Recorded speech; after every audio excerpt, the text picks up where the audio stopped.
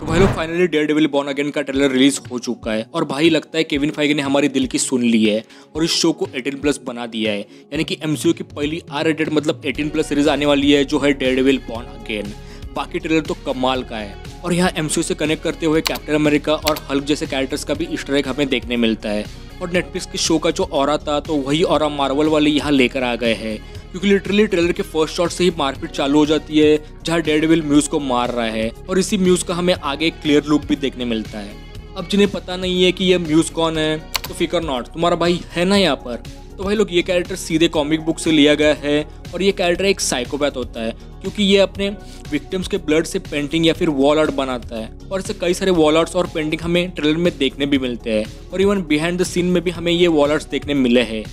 Then next shot में हम mat और विल्सन फिस्क का कन्वर्जन होता हुआ देखते हैं, जिसमें कई सारे डिटेल्स सामने आ जाते हैं। जैसे कि यहाँ जो कैफे दिखाया गया है तो ये वही कैफे है जो हमने सीजन 2 में देखा था, जहाँ मैट और इलेक्ट्रा साथ में बैठे थे। देन आगे बात करो तो ये दोनों भी कैरेक्टर्स अपने पुराने कामों से ब्रेक ले चुके हैं। लाइक मैट अभी बस एक लॉयर है ना कि डेयरडेविल, और विल्सन फिस्क मेयर बनने के लिए एक इलेक्शन में खड़ा हुआ है और अभी वो किंगपिन नहीं है। देन मैट अभी विजिलेंसी ना होने का भी वो रीजन देता है कि आवर लाइन वॉज क्रॉस्ड, यानी कि उसने किसी को मारा होगा या फिर उसके वजह से किसी कैरेक्टर की डेथ हुई होगी। और आप अगर नोटिस करोगे तो यहाँ इसी डायलॉग के साथ ये सीन देखने मिलता है, जिससे आप डेयरडेविल का हेलमेट गिरता हुआ देख सकते हो, जिसका एक हॉर्न टूटा हुआ है। और नीचे ध्यान दोगे तो यहाँ बहुत सारे एम्बुलेंस भी खड़ी हुई है। अब इसके बारे में डिटेल में बात करें तो इनिशियली कैरन और फॉगी इस शो में नहीं होने वाले थे एंड रिपोर्ट्स के अकॉर्डिंग स्टोरी स्टार्ट होने वाली थी कि ये दोनों कैरेक्टर्स मर चुके हैं। फिर मैट जो कि लंबे टाइम से डेयरडेविल नहीं है तो अब वो रिवेंज लेने के लिए वापस विजिलेंसी बनकर घूम रहा है। लेकिन बाद में न्यूज़ आई कि कैरन और फॉगी इसमें दिखेंगे और शायद मुझे ऐसा लगता है कि यहाँ इन दोनों में से एक कैरेक्टर की स्पेशली फॉगी की डेथ होने वाली है और यही वो लाइन होगी जो कि क्रॉस हुई होगी।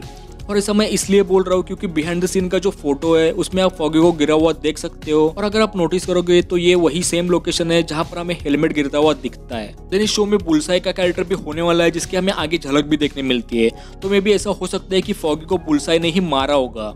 इसके बाद इस शॉट में बहुत सारे डिटेल्स देखने मिलते हैं, जैसे कि पहले तो ये कंफर्म होता है कि भाई विल्सन फिस्क ऑलरेडी मेयर बन चुका है। देन यहाँ पिम वैन डाइन की कंपनी से हैप्पी न्यू ईयर विश किया गया है और आगे सब जानते हैं कि हैंक पिंग और जैनेट वैन डाइन की ये कंपनी है जिसे अभी होप वैन डाइन चला रही है। देन लेफ्ट साइड में हमें स्टीव रॉजर्स के म्यूजिकल के पोस्टर देखते हैं, जो कि हमने ऑलरेडी हॉकाई के शो में देखा था और इसके पोस्टर हमें ऑलरेडी कई सारे शोज और मूवीज में दिखाए भी जा चुके हैं। इसी के साइड में ये पिंगोडू नाम की एनर्जी ड्रिंक का एड भी है। अब आपको पता ना हो तो बता देता हूँ, तो 2008 की इनक्रेडिबल हल्क की मूवी में हमने इसे देखा था, जिसमें से किसी एक बोतल में हल्क का थोड़ा सा ब्लड गिर गया था और स्टैनली ने उसे पिया था। देन रिसेंटली हमने इस बोतल को डेडपूल एंड वुल्वरीन में भी देखा था। तो हाँ, ये डिटेल मुझे काफी इंटरेस्टिंग लगी।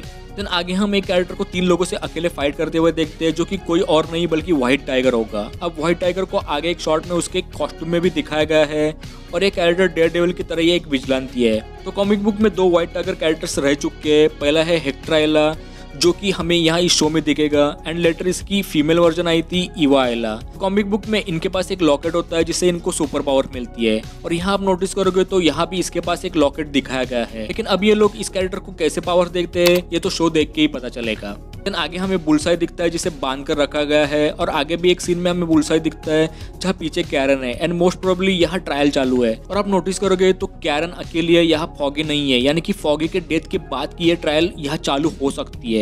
देन एक सीन में हमें एक लड़की दिखती है जिसके साथ मैट लगा हुआ है और ये मैट की नई लव इंटरेस्ट है जिसका नाम है हेथर ग्लेन, जो कि ऑथर होगी। ये वाला शॉट तो नेटफ्लिक्स के शो की कंटिन्यूटी करते हुए दिखाया गया है। हम यहाँ वेनेसा को रिटर्न करते हुए देखते हैं और साथ में पीछे ध्यान दोगे तो ये वही व्हाइट पेंटिंग है जिसपे विल्सन फिस्क का ब्लड गिरा हुआ है।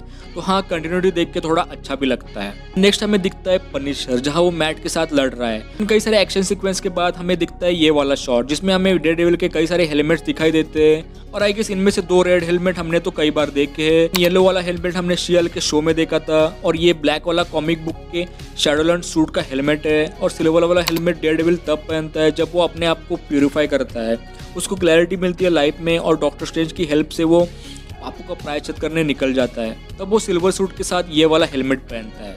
ओके, तो ओवरऑल बोलूँ तो ट्रेलर बहुत ही अमेजिंग था और मार्वल ने एक्सपेक्टेशन से भी ज़्यादा डिलीवर किया है। सो ये शो भी काफ़ी अमेजिंग होगा। बाकी आपको ये ट्रेलर कैसा लगा कमेंट में ज़रूर शेयर करना और कौन कौन इस शो को देखने के लिए एक्साइटेड है वो भी कमेंट में ज़रूर शेयर करना। और अगर ये वीडियो अच्छा लगा हो तो वीडियो को लाइक एंड शेयर करना और अगर चैनल पर नए हो तो चैनल को सब्सक्राइब करके जाना। तो चलिए मैं मिलता हूँ ऐसे किसी नेक्स्ट वीडियो में। Till then take care and bye bye.